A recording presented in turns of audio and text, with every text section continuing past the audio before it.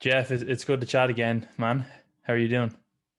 I've been great, man. It's been a while since we've talked. And when you messaged me and said, "Hey, it's been about a year," I'm like, "No way. It's gone by Yeah, super fast." it has, and yeah, it's been. I can't remember what we talked about last time, but I know that we did talk about last time your prep and your 35-50. Was that what it was? 35 years of lifting, 50 years of life of living. Um, Yeah. Well, I haven't how, hit 50 yet. Let's not yeah, let's slow it down on that. But yeah, June I'll be 50, which is crazy. yeah, and you're still going out? You're looking trim enough in the face, so I assume you're still in your fat loss phase. I'm a little bit on pause right now, just because the schedule changed a little bit. So the show is postponed till October. All So it right. just gives me a little bit more time to get in shape. So I was like, okay, let me just take a little bit of a break. But this week I started to get back on it a little bit. Yeah. I assume though, like a positive of that though is that the worlds are probably pretty close to to October. Yeah. So like we talked about, I think we talked last time it was post season. So we were kind of talking about like how we had long stretch where I stayed really, really lean and how my physique kind of deteriorated the longer I was lean. Well, now, Mm. like you said, the show is October, November now between the Worlds and the Muscle Mayhem. So it's like a 4 week difference, I think. So I think that's going to bode well as far as my trajectory goes this time around. Yeah, that's cool because I know that weren't sure if you're going to do worlds because there's such a long gap, but now it seems like a pretty good idea, especially if it's going to be West Coast again. I'm not sure. Is it Yeah, LA or? yeah, from what I hear. So logistically, yeah, it's going to be easier for me because Mayhem's like 30 minutes from my house. World's Mm. like an hour flight. So logistically, it's lining up pretty well for me. So like the stars and moon is aligning here. So we'll see what Yeah, happens. and I know the last time or when you finish up your prep, your goal is to kind of stay a bit leaner because you usually take off a lot more time in between shows. I think before 2019, it was 2014 that you competed last, which is 5 years. Now it's two, right? So how did that go? I didn't wasn't planning on staying too lean because from past experience in 2014, I had in my mind at that point, like, oh, okay, I'm getting older. Because at that time I was like 43. So I was like, okay, I need to stay relatively lean. That way it's easier for me. I'm older. I'm not going to put on a ton of muscle. So let's just make the prep a little bit easier and shorter.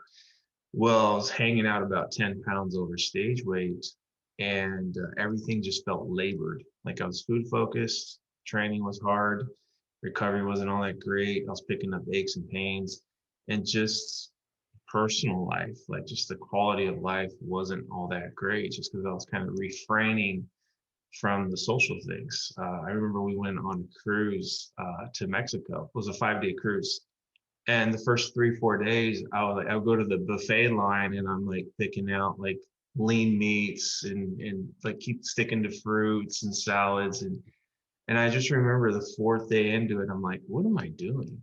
Like I'm letting bodybuilding kind of take over my vacation. So I just decided right then and there, I'm like, I'm just going to enjoy the last couple of days. But long story short, when I got back from the cruise, I just decided, you know what, I just need to let my body weight go up because I know I'm going to be a happier human. I also know my training is probably going to be a lot better and just recovery, just everything in general is going to improve. And that's basically what happened. Like I gained like 2, 3 pounds and it was like a huge difference. And I ended up going about 20, 25 pounds over stage weight. So coming off of 2019, I knew I wasn't going to stay 10 pounds over stage weight or even 15. But I ended up enjoying life a little too much. And I put on like a good 30 pounds. And I got a little heavier than I normally do. So you can say since last July, I've been kind of just slowly taking some of that off. But personally, like I just thrive better as a human and as a bodybuilder when I'm a little bit softer. Yeah, I do agree, and I don't mean I agree for you, but I agree that that's the same for me. Hey, you could agree for me. It's fine. Yeah, that's more Yeah, power to me. but yeah, do you regret that? Like looking back, would you have done the same? Like I As know far as gaining a practically little, speak. little Yeah, too much. practically versus like how you actually felt on reflection. Yeah, I mean, I probably gained probably 6, 7 pounds more than I probably should have. But if I take myself back, it was right before the pandemic hit. And yeah, I was just enjoying, I was more of like just living a normal human life and not really focusing so much on I need to be X weight or whatever. So you could say the social settings, we were going to a lot of events. I was eating a lot of chocolate cake, and Yeah, just it's kind of good. enjoying myself. But I usually have those moments from time to time, like during the off season, especially if it's like in between show, like a big distance between shows. It's hard to stay just like mentally focused on I gotta be here with bodybuilding. So I just like, hey, I'm just gonna enjoy myself, wasn't stressing on it. And I knew eventually like it starts swaying the other way. And the way I kind of look at things too in bodybuilding, it's kind of like a dimmer switch instead of an on-off switch. So there's moments where I'm turning it up, getting a little more serious, and there's other moments where I'm like turning that dimmer switch down for other things in life outside of just bodybuilding. And what I've learned over the years too, from being so focused in my 20s, like hyper focused on bodybuilding, is that mentally I got burned out. Like I remember doing 3 seasons in a row and I just got burned out. And Yeah. you just like, it's just like you fall off a cliff. So I've learned over the years to kind of just toggle when I need to. So I get to a point where like, okay, I'm 206 pounds, I'm getting a little too soft. Let's reel that back in. So Yeah. I would say like, I try not to look at things as having regrets because I always look at it as a learning experience. But hindsight's always 2020. So yeah, in hindsight, you go, well, Jeff, you could have reeled things in a little sooner and not gained the extra 6 or 7 pounds. But I'm not going to beat myself up over it because the month, 2 months, or whatever it was that I was enjoying life gains. I enjoyed my life. So it's kind of how I see it. Yeah, I think when people try and like factor in the perfect like gaining or losing phase, they don't factor in like the opportunity cost of like not being able to eat more cake. And it's like practically speaking or rationally speaking, it's like it's just some cake. I don't have to have cake, but it's good to not have to stress about things like that. I remember after the mayhem, actually, I went to San Francisco and there's a place called Fogo de Chão. It's like a very famous Brazilian all you can eat meat like restaurant where they come out with the meat and they cut it on your Yeah, put I've heard of that. yeah yeah so it's like a really expensive place, but it's like a really expensive all you can eat, which is kind of like a dichotomy because usually all you can eat are like Jimmy Chung's and they're like just really shitty meat, but it's actually really good quality. but Yeah. um but I actually went to Brazil and uh but I had to be like at that in that restaurant, I had to be kind of careful what I was eating and eating salads because I got a show like 4 or 5, 6 weeks later. Um, but like, not that I regret doing that because I had a show, but when I went to Brazil in January this year, I went to the actual like an actual like Fogo de Chão in Brazil in Rio, and like no stress at all. That like just eating whatever I want, but not like just like pouring like ice cream, melted ice cream into my mouth, but like just enjoying it. I only trained I think twice when I was there, and I just did like a full body kind of machine session.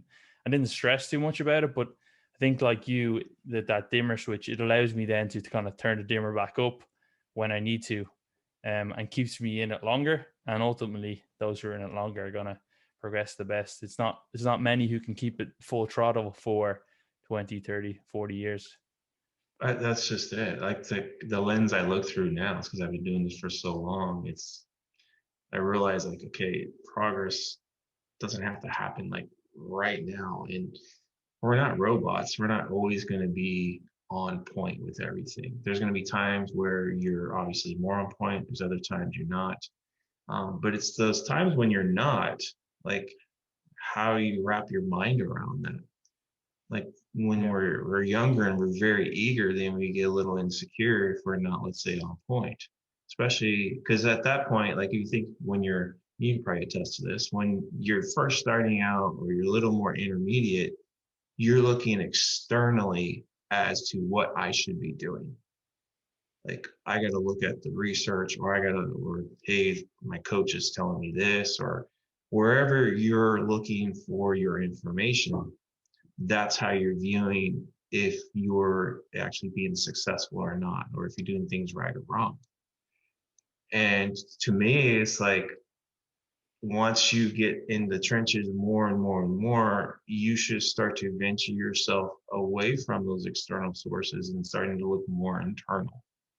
And realize that as you go with your journey over time, you're collecting your own data. All these experiences you're going through, that's data that's going to help you in the future to make better decisions. Like for me, it's like in the moment, like, oh, am I going to have this piece of cake, this chocolate Yeah. cake, or am I going to refrain from it because I'm worried about a show that's on the horizon in a year? It's like, no, I'm going to have a piece of cake, maybe two pieces of cake, because right now that's worth it to me more than worrying about, okay, my body weight goes up a half pound extra or whatever it is. Yeah. Because I so think you have to kind of analyze, like think about like where you're at in your process, what are the goals, and how your choice is going to impact things one way or the other. Like, could you imagine being like a year from a show and you and your wife are out to dinner and you're not ordering what you want and your wife's like, what are you doing? Like why are you ordering just a salad? It's like a year away from a show and it's our special night. Like to me, it's like if I was to order a salad and it creates stressor between with that meal, that's not worth it to me. Like that's the wrong decision in my opinion. It should be the other way around. Let me enjoy this, not stress on bodybuilding, because my environment after that's going to be a little more serene. I'm going to yeah. be a happier human. My relationship's going to be better. Therefore, when I am doing my bodybuilding thing, it's higher quality. There's no stress around it. So Yeah, some I agree with you there. Yeah. That it's the makes a lot of decision sense. making. Like when you're in the moment, you have to kind of like that's kind of goes through my head when I'm making decisions. Like how is this going to impact the future? Is it going to be a positive or is it going to be a negative? Yeah, I think it could be just my way of thinking about it. But if you're always just focusing on like you're doing this for the show or a show in the future, it's you're almost sacrificing the now or the present because something will give you satisfaction in the future, that being the show or something. When really, especially in bodybuilding where it's subjective, you could come second to last, even if you do your absolute best. Um, but yeah, it's a good segue into the topic today. And I know I think it could have been a podcast that you did uh, with Brett or with Brad and Alberto about. I think it might have been being full or flat. I can't remember what it was exactly, which Mm. podcast. But you talked about you when you're younger, kind of you would did a show and then you just between the show and between start prep again, you would just be bulking. You wouldn't like be doing mini cuts. It could have been on mini cut. You'd have your contest prep and then you'd have your bulk, and then that's all you'd That have. was it. It was either you're on season or off season. When you're off season, you're off season. Because the mentality back then, it wasn't, oh, we have to like, hey, we need to make sure that when we gain, we got to cut in order to keep gaining. Like there wasn't no phases. It was just, hey, okay, when the shows are over with, it's the mentality was we need to get big. And it's more of a simple mentality. It's like, okay, common sense tells me if I'm going to get stronger or and perform better, and if I'm going to put muscle on, then I need to be in a type of environment that's conducive towards that. So it's just like, in a sense, hey, bro, just eat and lift. And that's kind of how it was, for me in my 20s and even in my 30s. It was just once the season's over with, hey, I'm going to put my 20 to 30 pounds on and I'm going to train. Did you wear And like those cut off the short sleeve sweater vests and then like or the sweaters and those like parachute pants with the stripes like Sean Ray kind of style? no, man, I didn't. Yeah, I didn't go that far. I Like remember the a dude military in my gym. boots. Yeah, the dude in my gym, the first gym I ever went to, Bob's gym, and this is where Ed Corney trained at one point. But yeah, I remember this dude in the red and white striped, like the candy striped pants, and he had like the matching tank top with the hairy chest and the gold chain. Yeah, he thought he was cool, and the fanny pack too. But no, I didn't do that. Usually it's like just sweats. Yeah, sweats, t-shirts, maybe a tank top if it's hot. But yeah, I wasn't like, Yeah, you seem to cover up a lot in between your like you don't really wear like vests and stuff like that when you're training. When you put up pictures and stuff, it's like Dorian Yates style. You cover up until you're training for the performance. That pretty much. yeah, I'm a simple guy. Like I'm not a fashion guy. Yeah.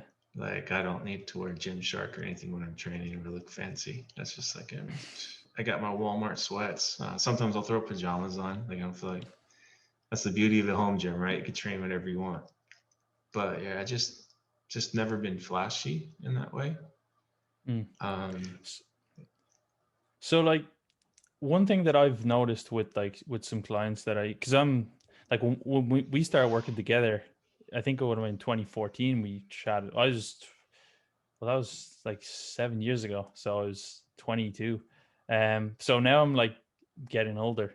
Um, so I'm not really in my early 20s anymore. But I know that guys that I work with in their early 20s, and like it's not so much that they make like cutting and bulking phases to progress is like in terms of the p ratio kind of conversation that is going on. It's not so much that like for progress, it's more so like the feeling of being uncomfortable with actually mhm. getting fluffy. Because, and again, this is just my opinion of it, and I having been someone who's like younger, but even when I was like in my early 20s, social media, we kind of had Facebook, but Instagram wasn't around. There wasn't as much pictures. But I think just with a lot of social media, people feel almost pressure to look good all the time, and that hampers your progress because it's like bodybuilding, not like body cutting and doing a bit of like bulking. And yeah, it's like how does one like deal with that mentally? And I find, or I often say that like building body or bulking is almost harder than cutting. Like cutting is physically harder, it's more physically draining, it's very taxing.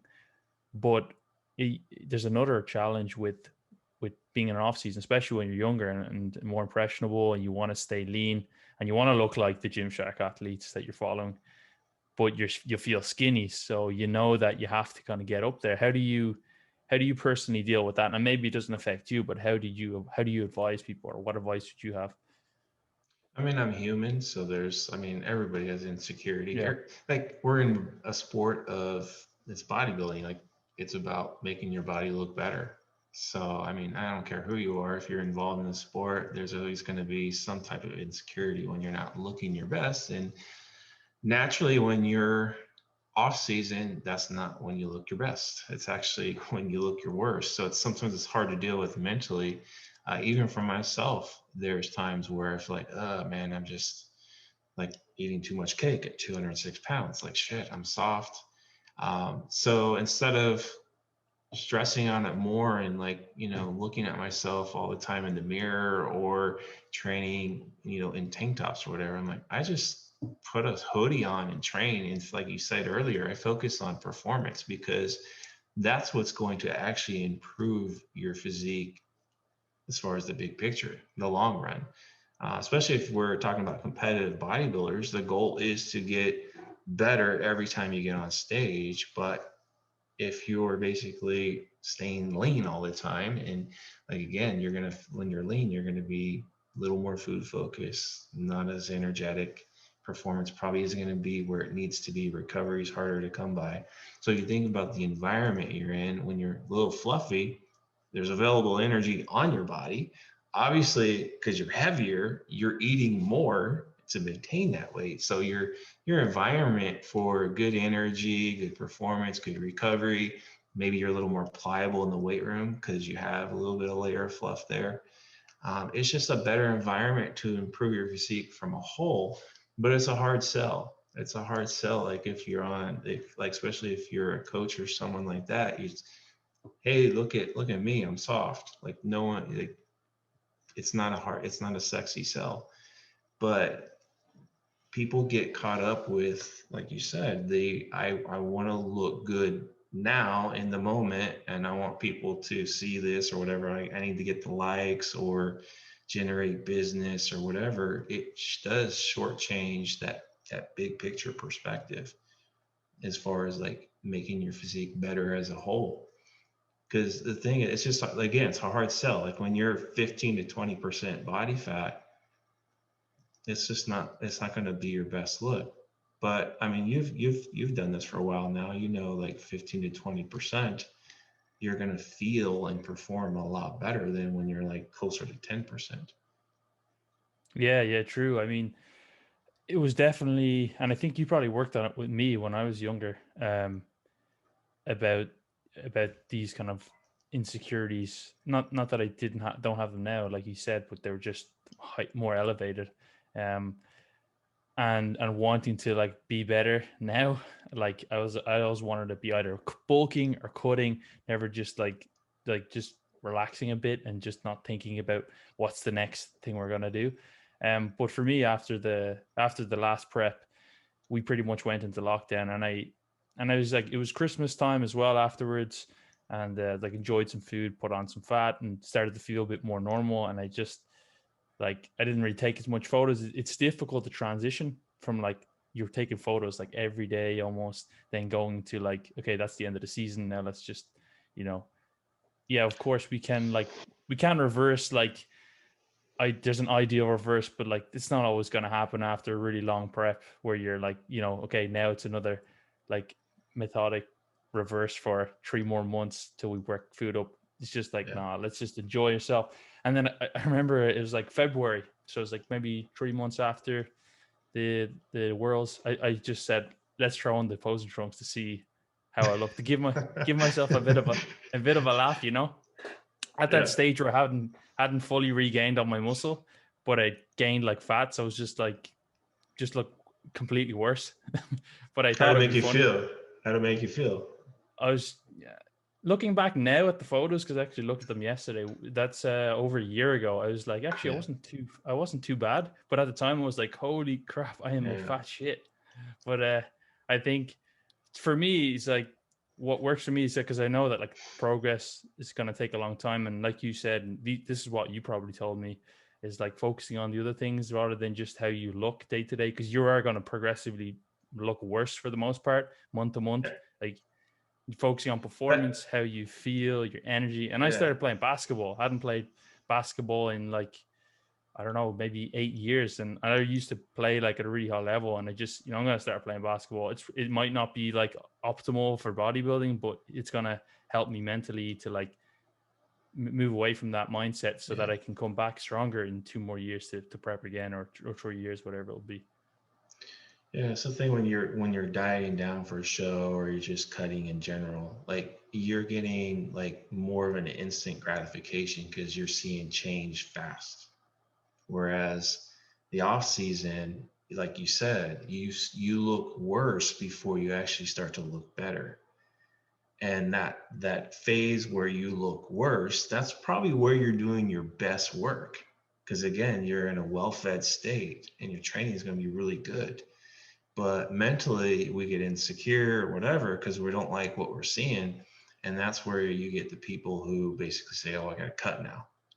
So they're never giving themselves an opportunity to stay in a very good environment for a long period of time to make those significant changes from a muscular standpoint. So you might cut prematurely and you'll again acutely look better, but are you really going to like make those long-term gains that you're looking for? So Yeah. that's the hard part, is like when we're in that phase where, yeah, we're getting softer, but just if you wait it out and you're patient, like let's say you get to your top end weight where you're just going to be kind of cruising for an off season. Let's say you're in the upper teens as far as body fat percentage.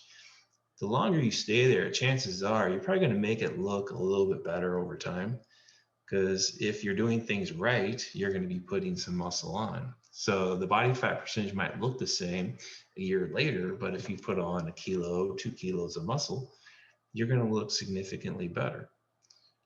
So that's why, like right now, I'm floating about 190 pounds. I would say I'm probably in the upper teens as far as body fat percentage. But when you have an 18-inch arm, it doesn't look that bad, you know. Yeah. But if you're basically always like cutting, you know, prematurely, like you're never giving yourself to even come close to building enough muscle to make higher body fat percentages look better. So Yeah. that's kind of how I see it. And I think too, like all the research and the science and all that and all the conversation that's going around right now, it just throws another layer of like sometimes confusion or like complexity or even what's a good word to describe it? Just confusion as far as like how we should be doing things. So it's just yeah, it's like each person you just kind of have to figure out like especially as a coach, I just see how this person works, how they tick, and kind of figure out okay, what's the best approach as far as off season? Like how far can I take this person where they start to like we're getting them to a point where everything is good training, good recovery, good food. Like maybe they're a little fluffy, but what's the threshold? How much can we take them there before they get too uncomfortable where like it doesn't matter what we're saying as a coach, they're gonna want to cut and they might do it anyways. So that's You're where I kind talking of that threshold you mean is like a mental threshold rather than like mental, physical. yeah, like how much can they take? Because I mean, yeah, no one wants to walk like, oh shit, my wardrobe. Now I have like to go buy a whole new pair of pants, whole new pair of shirts and stuff because I'm too chunky. But yeah, you have to figure out what the threshold Yeah. there. The worst So decision to make is like because there's lots of outlets in California. There's no like outlets here in Ireland like shopping malls and stuff like Calvin Klein. mm, The worst decision ever to make, and you've probably made it, is like you get really nice clothes when you're like in prep, in like in the shape of prep. Like I'm like 40 pounds heavier. Like the shirt's like bust open. I've worn them like once, you know. yeah, yeah, yeah. It's like I have my little brother's clothes on or something like that. Um, but do you find like do you find if there's people who are really stubborn to that idea of wanting to progress the bulk and they're in that mindset of like just constantly cutting, do you say okay, go for it, I'm gonna help you, but you're not gonna necessarily realize your potential? Do you often or ever let someone do that? Because ultimately you're the coach, not the you're not the parent. You they drive the goals at the end It of the day. it depends. I have a couple in mind that they're not competitive bodybuilders, but they're serious about their lifting and they want to improve their muscle mass. Like I had one guy I started working with, and he was pretty adamant about getting leaner. And I'm like, you know, I just basically went through the whole spiel that we've been talking about. You know, hey, let's make sure you're in a conducive environment. Let's put some muscle on. Over time, you're going to make it look better. But still, you can just see the insecurities there, and you can see he just basically said, no, I want to lean down. So my thought was, okay, let's lean down and kind of go from there, because eventually you lean down, you're gonna have to go back the other way anyways. So I'm like, okay, let's at least I could guide him correctly on a cut. So basically what ended up happening was we leaned down. I can't remember the exact period. It might have been 6, 7, 8 weeks, somewhere in there. But you know how it is when you start leaning down, calories are going lower, activity's a little higher, training gets harder, aches and pains start creeping up with this person. So obviously recovery is not all that great. So these aches and pains aren't going to easily recover when you're in a deficit. So I was able to talk him out of cutting, and we started going the other way. And we spent probably a good year of not cutting and actually gaining. We gained maybe 15, 20 pounds. It's not a very tall individual, so it's a pretty significant amount of weight. Yeah, got a little bit fluffy, but performance elevated a lot, but most importantly, we've cleared out all those aches and pains, and he's been pretty healthy ever since. And now here we are about a year later, and we're actually diving into a cut again starting in a couple of weeks. So it's a better environment because now the training is on a high level, and he's picked up a little bit of muscle mass, and now we're probably going to diet even a little more superior this time around because there's more experience now. So the physique is probably going to be looking superior after the cut's over at a relatively similar body weight as he was a year ago. Yeah. And so the way I kind of look at it this way, Adam, is basically it's like, okay, we're going to put you in a good environment. You're going to gain a little bit of weight. You're going to maintain that higher body weight for a while, however long that is, 6 months, year, 2 years. Then you're going to diet it down again. And you're going to make the physique look superior when you diet back down than it was previously. And then you rinse and repeat that. And that's the name of the game. Yeah. And did you find that like back when you started like posting online, like when you were on the boards as what was your name? It was your like God. It was your name backwards or something, Strebla or something. Oh yeah, Fed Strubla. Yeah, That's my first and last name backwards. Yeah, Fed yeah, that's it. Strubla. Yeah, back at least 12, 11 years ago, I think. Oh, anyway, there wasn't like you used to have to put your image up because I remember following some of them. I remember I might have started even a log. You have to upload it to like Photo Bucket and then copy the link to get your photo on. So it's like an effort to put photos in, right? So people weren't like posting every single day. Do you find that there was less this kind of less insecurity or less desire to be lean for people, or was that something that's hard to say because we're more connected now these days? That's a good question.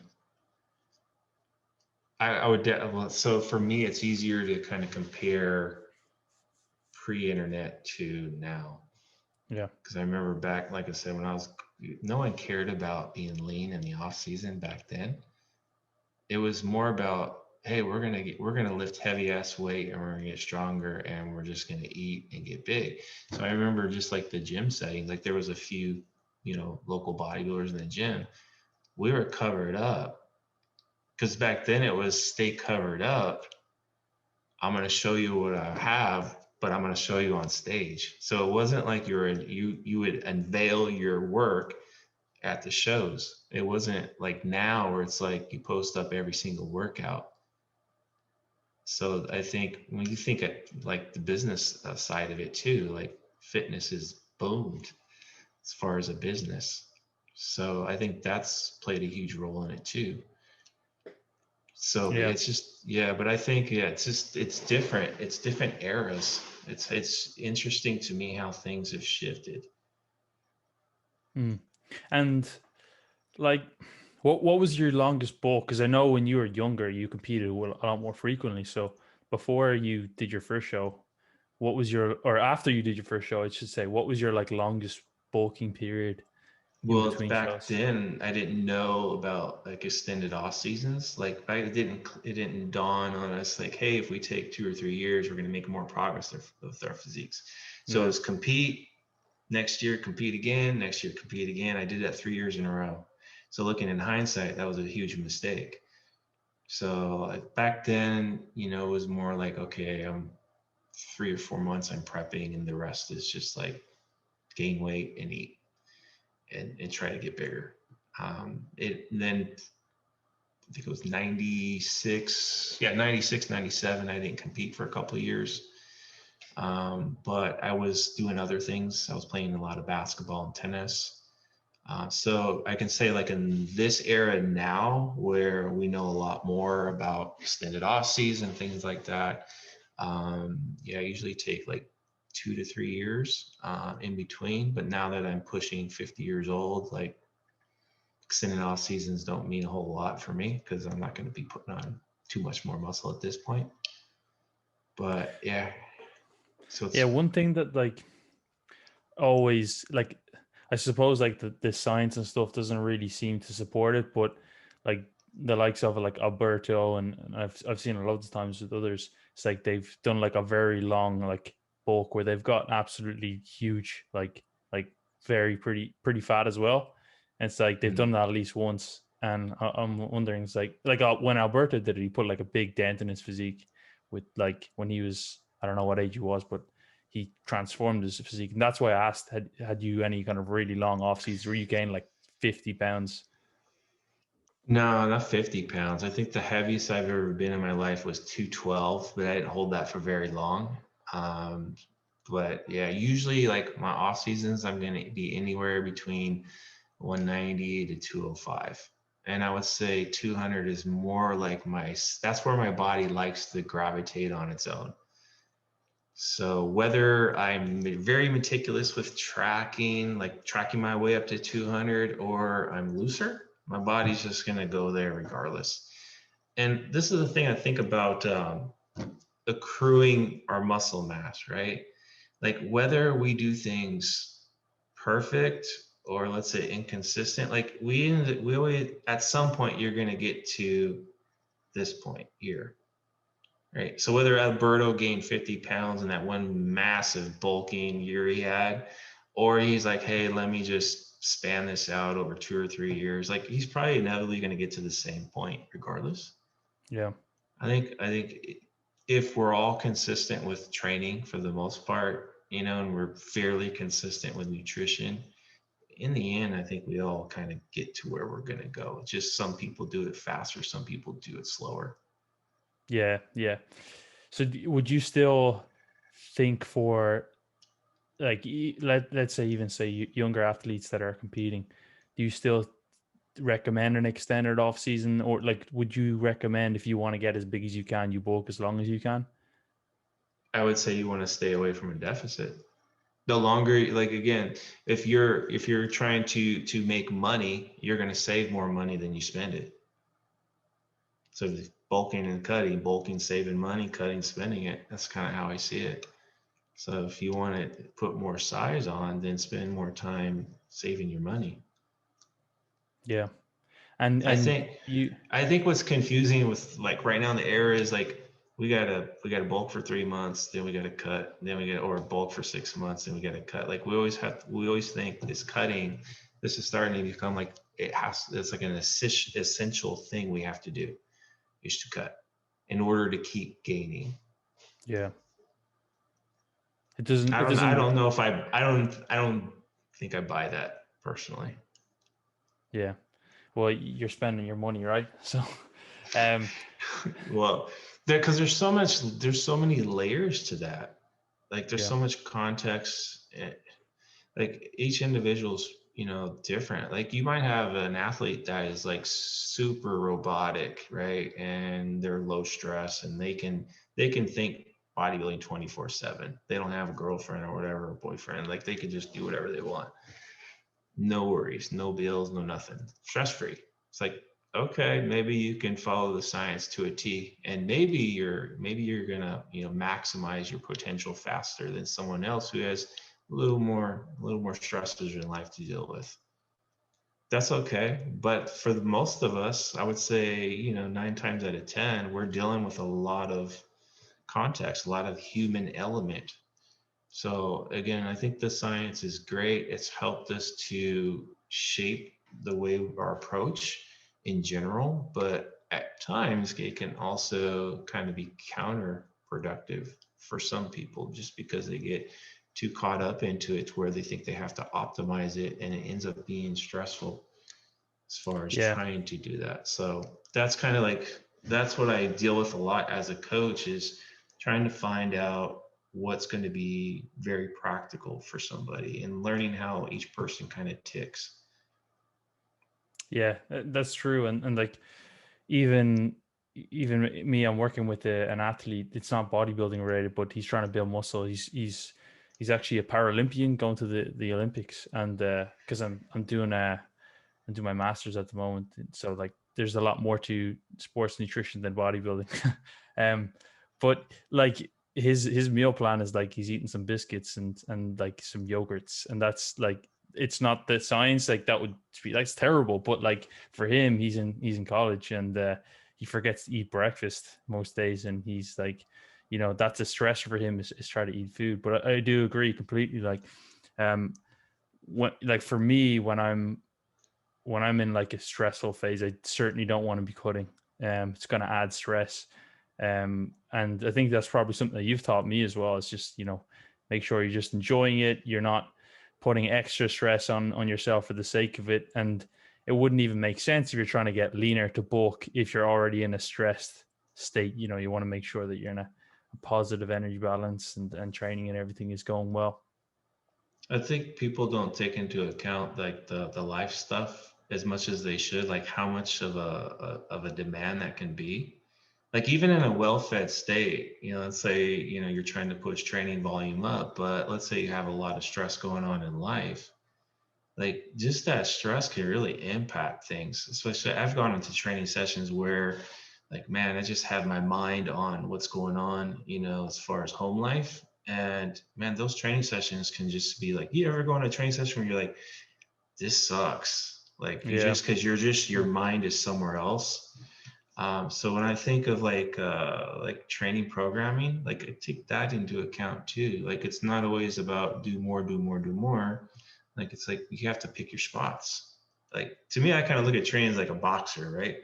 Like you go into the ring, you don't want to be just throwing a bunch of wild punches, like a lot of just, hey, I'm going crazy with this flurry of punches, thinking you're going to do some damage to the other fighter. But man, you could easily get dropped just because you're out of control and you're wild. So I kind of look at like training and all that kind of like a boxing match. You got to pick your spots, know when to push, know when to back out, know when to rest, those types of things.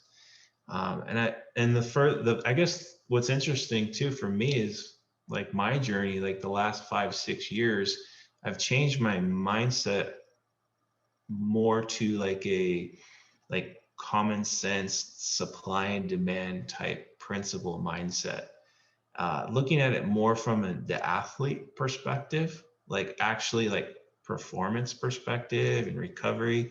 And I've been looking at other sports more so than actual bodybuilding to learn more about bodybuilding. Because I think sometimes we get so ingrained by what we're doing now, the podcasts and, reading articles, just everything is bodybuilding, bodybuilding, bodybuilding. But there's so much value outside of it. And a lot of it is you can apply it towards many, many sports. So it's kind of interesting how, for me anyways, like people are just so consumed with the bodybuilding conversation. It's consuming. It's like to a fault at point with some people. Yeah, I think there's a great book actually that's you would like.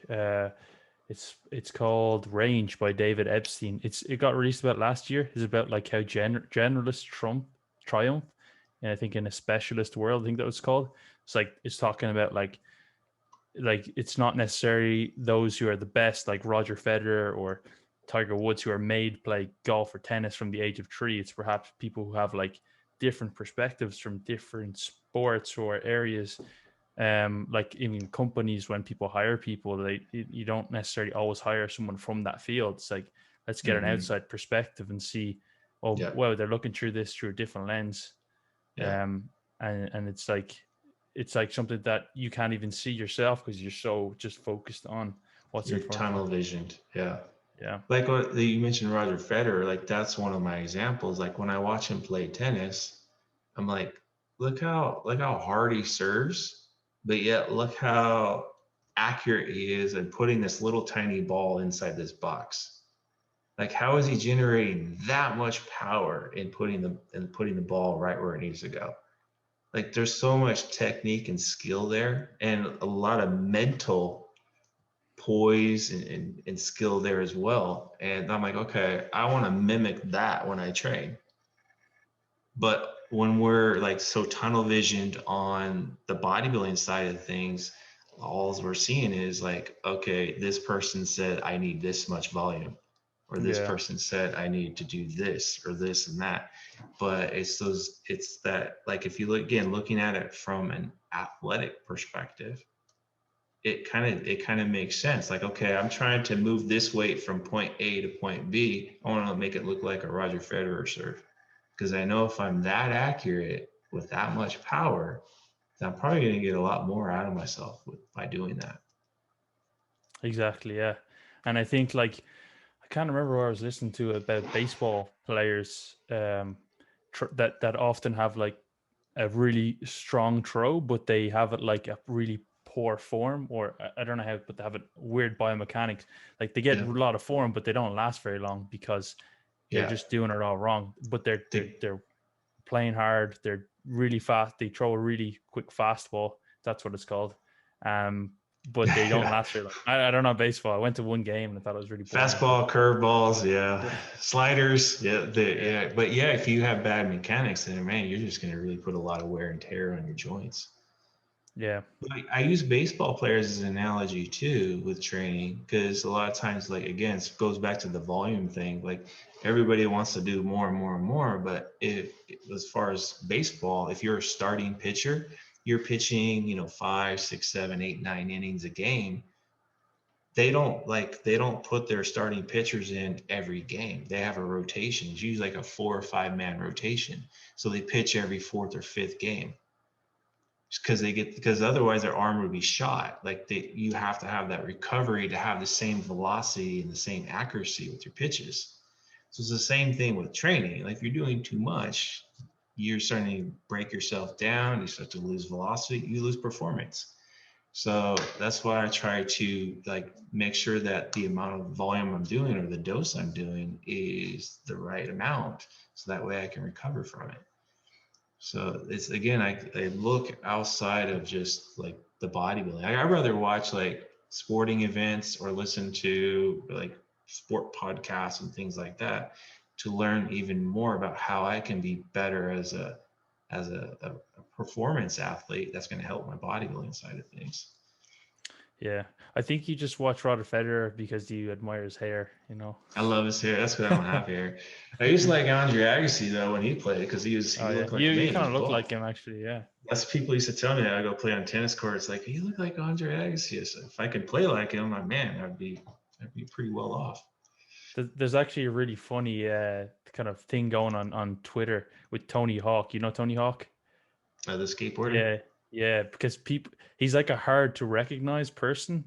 Uh, Mm-hmm. so people, every time somebody recognizes him or says like, "Oh, you look like Tony Hawk," because he is. He doesn't actually say. He just says, "Yeah, I know. I've got that." It's really funny. He always like posts every time someone says it because like, "Oh, you look like someone really famous," or they look at his name because it's Anthony Hawk on his passport. So like, Hawk, Okay, oh, like the skater Tony Hawk. It's like, yeah, yeah, like yeah, that. that's me. Yeah, Yeah. yeah, yeah. But so so so thanks so much for that information, Jeff. I know that like the way you train is like very accurate, and you tried like you can see in the form that you do in your videos and stuff that you put up that you try to get the most out of every set that you do, and I think that's really important. Like you said, we're trying to move a weight from point A to point B and train a certain muscle group, not just trying to add more volume or increase sets every week or train twice a week. These are all kind of things that are,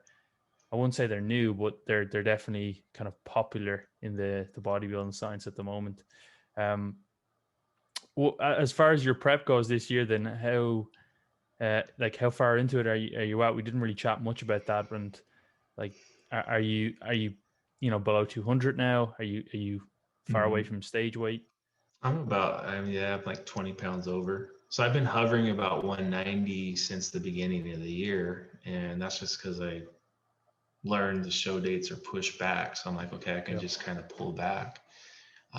And I guess we could talk, like I've been dieting since July, but it's not like your traditional like contest prep dieting where, we yeah, think, hey, we're going trajectory is going down the entire time. It's kind of had ebbs and flows to it. So in July I was 206, now I'm roughly 190, so it's 15 pounds. And like I've had moments where, I've lost weight. I've had moments where I've kind of stayed the same. I've had moments where I've actually gained weight. So in a sense, I kind of think I'm kind of learning, like for me now at this stage, is really helping me to maintain a fuller, like healthier looking physique because I'm not always on a downward trajectory. Like even with refeeds, you know, or diet breaks, there's always like somewhat of a downward trajectory almost the entire time. But this one's kind of had ebbs and flows to it. So I think it's in the end it's gonna pay off for me. And because if you think about it, because the demand hasn't been overly great, I've been able to maintain my training like at a very high level. Even when I've lost, some weight, I've always maintained high levels of training. So I think, yeah, for now, anyways, like it's working well. Obviously, when I get leaner, it's going to be a little bit harder to keep training up. But it's kind of eye opening for me as far as like prep timelines because we like through the research it's just okay, we're going to lose half 1% of body weight per week. And now we're seeing now people are bringing up the refeeds. They're not essential and diet breaks and all that, but they have so much utility, as you and I both know. You know how it is Yeah. when you start getting a little bit mentally crazy. Those refeeds can help mentally, but also it's a nice pick me up for training.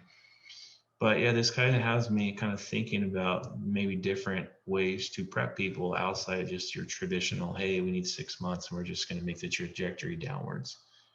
So Would you longer game plans. do you think that's would be difficult to get people's buy-in? Like, Jeff, I want to do a prep. Got a show in 8 weeks. I'm 20% body fat. It's like, well, hold on. No, Wait eight till you. weeks. No, no, no. Yeah. So if we're gonna take 20 pounds off, like instead of the like get a pound off per week, that's a 20-week prep, right? Yeah. Okay, you can probably look great at that. But hey, maybe, hey, you take 20 pounds off in 40 weeks. So it's like, hey, maybe a month you take off 5, hold that for a month. Next month, 5, hold it for a month.